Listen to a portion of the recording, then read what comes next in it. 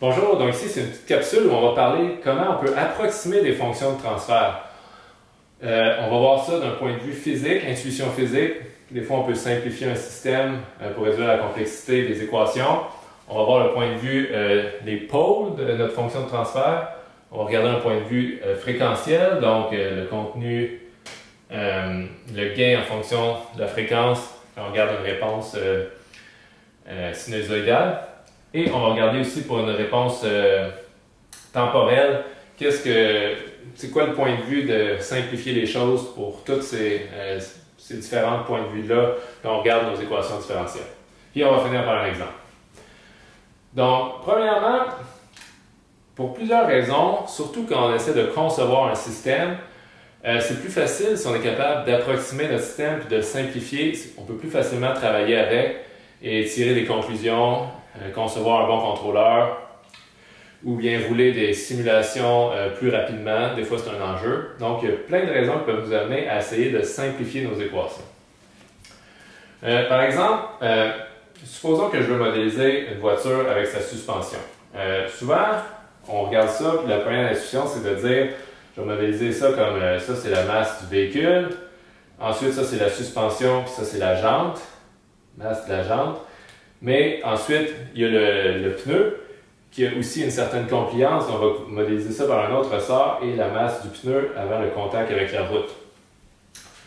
Mais peut-être que selon les variables qui sont impliquées, le type de véhicule, si on a un véhicule très sportif, le pneu est peut-être très rigide, on peut se rendre compte qu'on est peut-être capable d'approximer ça avec un système simplifié ou on va considérer qu'il n'y a pas de compliance du pneu. On va modéliser que le système est rigidement relié à ces deux masses-là et que ça devient tout simplement une masse de la jante plus la masse du pneu. Et si on regarde ici, ça c'est un système avec au moins 2 degrés de liberté. Puis ici, on a enlevé 1 degré de liberté, donc on sauverait une paire de pôles dans notre fonction de transfert. Donc on pourrait réduire de 2 l'ordre de notre fonction de transfert. Qu'est-ce que ça représenterait d'un point de vue pôle? Bien, typiquement, une fonction de transfert va avoir 2 pôles dominants. Si c'est une paire de pôles complexes, il pourrait être un peu comme ça. Ça serait le cas pour un modèle de suspension comme ça. Si ma suspension est beaucoup plus compliante que mon pneu, on pourrait voir comme approximer 2 paires de pôles expliquent le gros du comportement, qui pourrait avoir l'air d'un système masse-ressort comme ça. Mais ici, si on modélise plus en détail le pneu, peut-être qu'ici, je vais me retrouver avec des pôles comme ça qui sont à plus haute fréquence. Et ça, point de vue de la réponse temporelle, qu'est-ce que ça va représenter? Bien, ça va changer un peu de transient au début, puis peut-être avoir des petites oscillations. Mais si ces pôles-là sont très amortis, ça va vite être une réponse transitoire qui s'efface et le reste de la réponse va être très similaire à si on n'avait pas considéré ces pôles-là du tout. Donc, typiquement,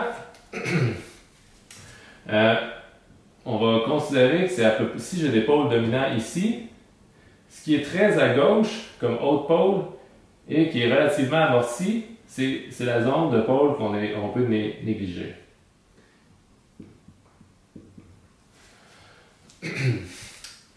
Et du point de vue fréquentiel, ma paire de pôles dominants m'amènerait une réponse avec un pic comme ça.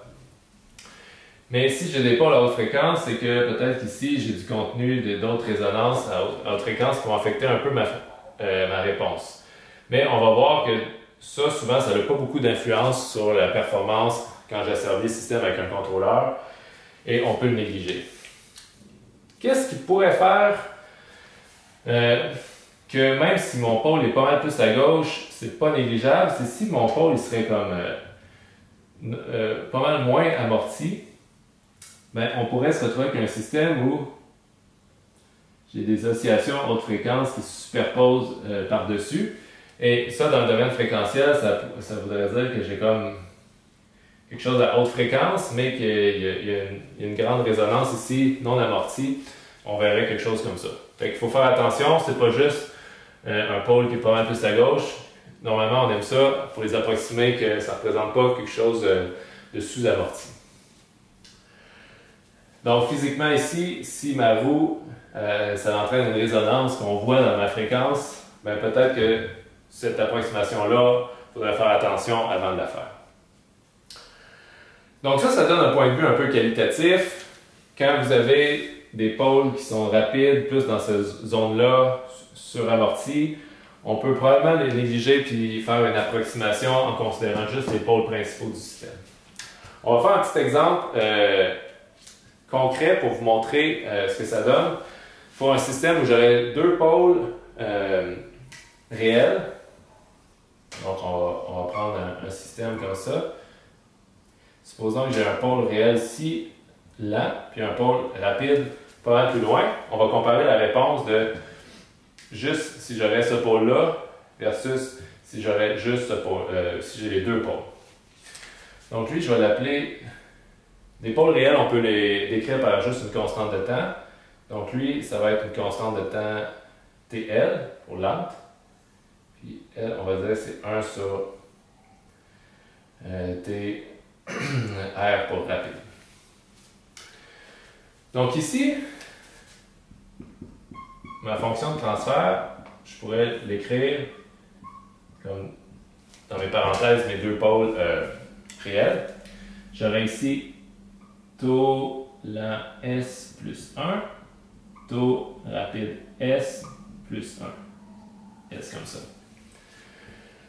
Donc, mettons qu'on met des chiffres, on dit que lui, il est comme à 10 fois plus loin que lui. Fait que, faisons un exemple particulier. Supposons que lui, ça serait 0.1, S plus 1, puis que le deuxième ici, ça serait 0,01.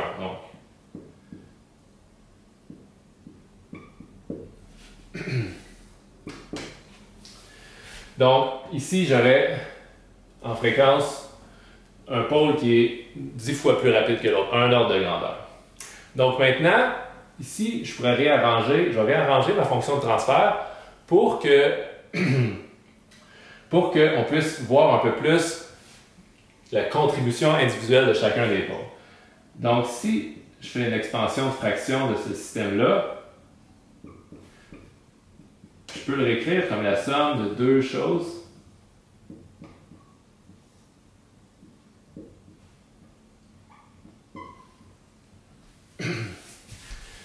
Donc j'ai ici, ça, j'ai sauté quelques étapes, là, mais si vous voulez vous convaincre à la maison, il faut essayer de remettre ça, plus ça, de faire l'addition, puis vous devriez retrouver ça.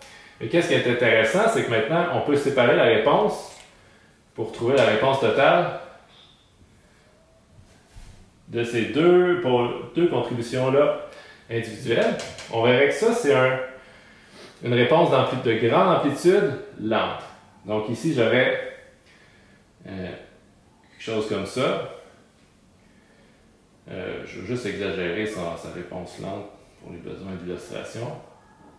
Réponse lente de grande amplitude, tandis qu'ici, j'ai une réponse rapide de petite amplitude. Donc ici, on verrait que j'aurais comme... Ça va rapidement converger sur une constante ici. Donc quand je mets les deux ensemble, la réponse totale, je vais me retrouver avec, si j'avais juste celle-là, ça aurait été, par exemple, je vais le faire en vert, comme ça, mais à cause de l'effet de ce pôle-là, la vraie réponse, c'est que je vais avoir un petit effet transitoire ici,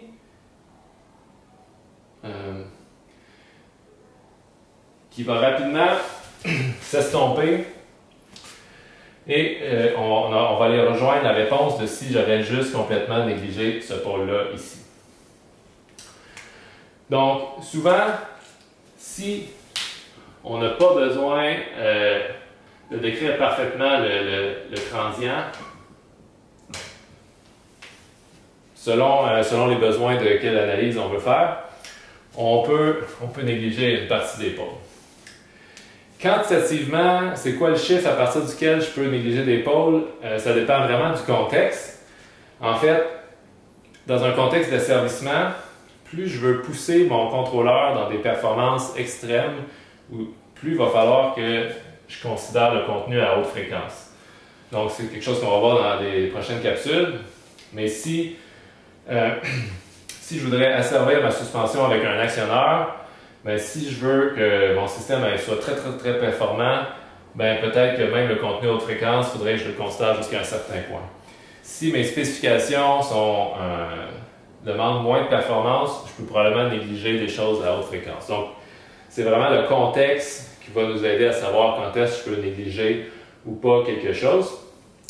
En cas de doute, ben, vous pouvez toujours comparer soit la réponse temporelle d'une solution exacte avec une solution approximée ou dans le domaine fréquentiel pour vous donner une intuition de c'est quoi l'information que je perds quand je fais une approximation. Donc voilà, c'était une petite introduction, donner une idée de quand est-ce que je peux faire des approximations, comment je peux simplifier l'ordre d'une fonction de transfert avec un petit exemple ici pour illustrer que souvent les pôles dans cette région-là à haute fréquence, ils ont une faible contribution en amplitude et qui se stabilisent très rapidement, donc ça affecte juste un peu le transat initial de la réponse. Donc voilà.